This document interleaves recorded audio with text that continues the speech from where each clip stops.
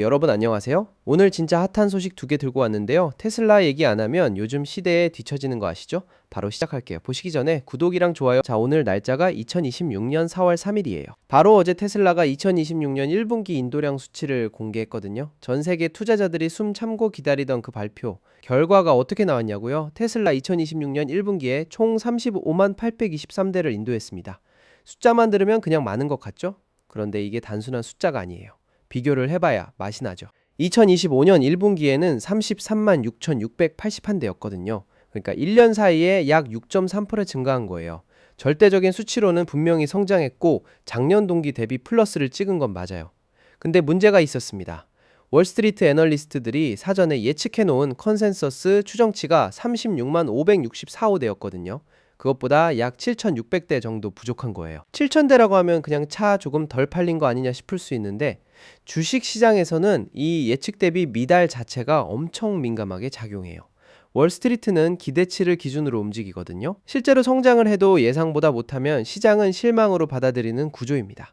그럼 실제 생산량은 어땠냐고요? 약 36만 2천대를 생산했어요. 인도량보다 생산량이 살짝 더 많은 건데 이건 만들긴 했는데 아직 고객한테 넘겨지지 않은 재고가 쌓였다는 뜻이기도 하죠. 생산된 차량의 압도적인 비중은 모델 3과 모델 Y가 차지했고요. 테슬라의 주력 라인업이 여전히 실적을 떠받치고 있는 구조예요. 그럼 왜 월스트리트 기대치에 못 미쳤을까요? 테슬라가 지금 넘어야 할 산이 한두 개가 아니에요. 글로벌 전기차 시장에서 수요 자체가 예전만큼 가파르게 올라오질 않고 있어요. 중국에서는 BYD를 비롯한 로컬 브랜드들이 엄청난 속도로 치고 올라오고 있고 유럽에서도 경쟁이 치열해지고 있죠. 거기에 더해 미국 내 주요 연방 세금 혜택, 그러니까 전기차 구매 시 받을 수 있던 세액공제 제도가 만료되면서 소비자 입장에서 테슬라를 살 경제적 유인이 줄어든 것도 영향을 줬습니다. 이 세 가지 수요도나 플러스 중국 유럽 경쟁 심화 플러스 미국 세제 혜택 만료, 이걸 동시에 맞닥뜨리고 있는 게 지금 테슬라의 현실이에요. 그런데 여기서 드라마틱한 반전이 있어요. 차 판매는 기대에 못 미쳤지만 다른 부문에서 완전히 터진 게 있거든요. 바로 에너지 저장 사업입니다. 2026년 1분기 테슬라의 에너지 저장 배포량이 무려 8.8기가와트시를 기록했어요. 이게 역대 분기 최고치예요. 테슬라 역사상 한 분기 에너지 배포량으로 가장 많은 수치를 찍은 거죠. 에너지 저장이 뭐냐고요? 쉽게 말하면 대형 배터리 시스템인데 테슬라의 메가팩이 대표 제품이에요. 전력망 규모에서 사용하는 초대형 배터리 시스템으로 태양광이나 풍력처럼 날씨에 따라 발전량이 들쭉날쭉한 재생에너지의 약점을 보완해주는 역할을 해요. 그리고 요즘 AI 데이터 센터가 전 세계적으로 폭발적으로 늘어나면서 안정적인 전력 수요도 엄청나게 커지고 있거든요.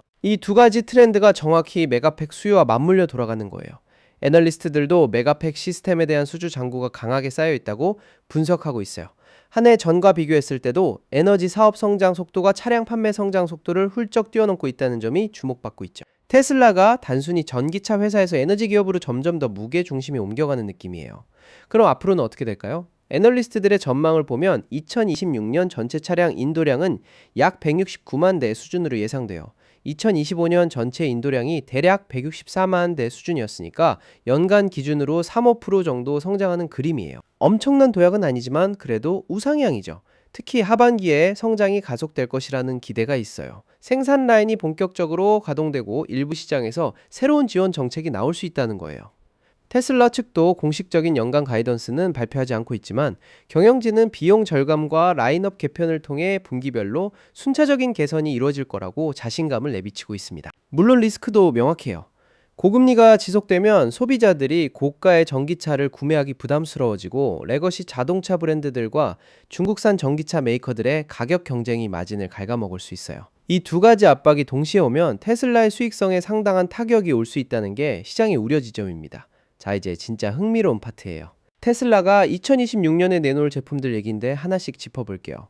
첫 번째는 모델 Y 풀체인지입니다. 이미 일부 시장에서는 7인승 변형 모델이 출시되기 시작했어요. 새로운 디자인과 함께 효율성 개선 그리고 인테리어 업그레이드가 적용될 예정이에요. 패밀리카를 원하는 소비자층을 겨냥한 전략이죠. 이미 모델 Y가 글로벌 베스트셀러 전기차인데 여기에 7인승까지 더해지면 SUV 패밀리카 시장을 더 강하게 공략할 수 있는 거예요. 두 번째가 가장 핫한 주제 사이버캡입니다. 로보택시로도 불리는 이 차량 2026년 안에 양산 생산을 본격적으로 시작하는 게 목표예요. 운전자 없이 스스로 움직이는 완전 자율 주행 FSD 무감독 배포를 통한 새로운 수익 모델을 열어가겠다는 거죠. 테슬라가 자율주행에 얼마나 사활을 걸고 있는지 사이버캡 하나가 설명해줘요. 경영 최우선 과제로 이게 올라와 있는 상황이에요. 세 번째는 보급형 전기차 플랫폼이에요. 가격이 3만 달러 이하가 될 것으로 보이는데 2026년 또는 2027년 출시를 목표로 고급 기획 단계에 있다고 해요. 지금 테슬라의 진입 장벽이 가격이거든요. 10만 달러 이하 모델이 나오면 완전히 다른 계층의 소비자들이 테슬라를 선택할 수 있게 되는 거예요. 시장 접근성을 확 넓히는 카드죠. 에너지 부문에서는 메가팩 3화 더 큰 규모의 메가블록 시스템이 추가 배포 규모를 이끌 예정이에요. 앞서 8.8GWh로 역대 최고 기록을 세웠는데 이 제품들이 본격 투입되면 다음 분기 기록도 갱신될 가능성이 충분해요. 자, 두 번째 소식으로 넘어갑니다. 요즘 스페이스X IPO 얘기가 엄청 돌고 있잖아요. 기업 가치가 약 1조 7,500억 달러에 달하는 것으로 알려진 스페이스X가 월스트리트에 상장할 가능성이 가시화되면서 온갖 루머들이 금융 미디어를 도배하고 있는데요. 그 중에서도 가장 뜨거운 루머가 터진 게 3월 30일이에요. 로이터가 기사를 냈는데 모건 스탠리의 이트레이드가 미국 소규모 투자자들에게 스페이스X 주식을 판매하는 딜을 주도하기 위해 협상 중이라는 내용이었어요. 거기에 더해 로빈후드와 소파이는 역할을 맡기 위해 입찰을 했지만 소매 배분에서 제외될 수 있다는 내용도 들어있었고 피델리티도 경쟁에 뛰어들었다는 내용이었죠. 이게 퍼지자마자 개인 투자자들 사이에서 엄청난 불안감이 퍼졌어요. 로빈후드랑 소파이 이용자들, 특히 테슬라와 스페이스X 팬 베이스가 두껍게 깔려있는 플랫폼인데 이 사람들이 스페이스X IPO에서 아예 배제될 수 있다는 얘기니까요. 그런데 3월 31일 일론 머스크가 X에 딱 한 줄 올렸어요. 이 보도들은 거짓입니다. 그 한마디로 루머가 완전히 잠잠해졌어요. 머스크의 코멘트가 달린 원본 게시물은 엄청난 반응을 불러일으켰고 일반 투자자들이 배제되지 않는다는 사실에 안도했다는 반응이 줄을 이었습니다. 사실 스페이스X IPO는 단순히 회사 상장이 아니에요. 개인 투자자에게 최대 30%까지 배분한다는 계획이 알려지면서 특히 주목받았어요. 보통 IPO에서 개인 투자자 배분은 50% 수준인데 이걸 3배 이상 넓혀놓겠다는 거거든요. 머스크의 팬 베이스를 활용해서 상장 이후 주가 안정성을 확보하겠다는 전략적 계산이기도 하고 동시에 기관 투자자들에게만 열려있던 스페이스X를 일반인들도 살 수 있게 만들겠다는 신호이기도 해요. 로빈후드는 2021년 밈스톡 열풍 당시 거래를 일시 제한했다가 엄청난 비판을 받은 전력이 있어요. 소파이는 젊은 투자자들을 위한 현대적인 금융 플랫폼으로 포지셔닝해 왔고요. 이 두 플랫폼이 배제될 뻔했다는 루머가 퍼진 건 테크 친화적인 개인 투자자 커뮤니티에 상당한 파장을 일으킬 수밖에 없었어요.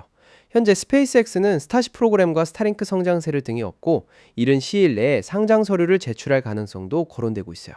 테슬라와 스페이스X가 합병할 거라는 월스트리트 애널리스트의 예측까지 나오는 상황에서 머스크의 이 간결한 루머 해명은 단순한 정보 정정을 넘어서 스페이스X의 상장 과정에 머스크가 직접 손을 얹고 방향을 잡아가고 있다는 신호로 읽히기도 해요. 자, 오늘 테슬라 1분기 실적부터 스페이스X IPO 루머 해명까지 쭉 달려봤어요. 35만 8023대인도 월스트리트 예측치 36만 564호대 대비 소폭 미달 에너지 부문 역대 최고 8.8GWh 모델 Y 7인승 사이버캡 3만 달러 이하 보급형 메가팩 3 등 2026년 제품 라인업 그리고 머스크의 루머 해명 한 줄까지 지금 테슬라와 스페이스X 주변이 진짜 정신없이 돌아가고 있어요. 앞으로 2분기 실적이 어떻게 나올지, 사이버캡 양산이 실제로 시작될지, 스페이스X 상장이 어떤 방식으로 진행될지 전달해 드릴게요. 영상 도움됐으면 좋아요 꼭 눌러주시고 아직 구독 안 하신 분들은 구독이랑 알림 설정까지 해주시면 다음 소식도 바로 받아보실 수 있어요. 다음에 또 봐요.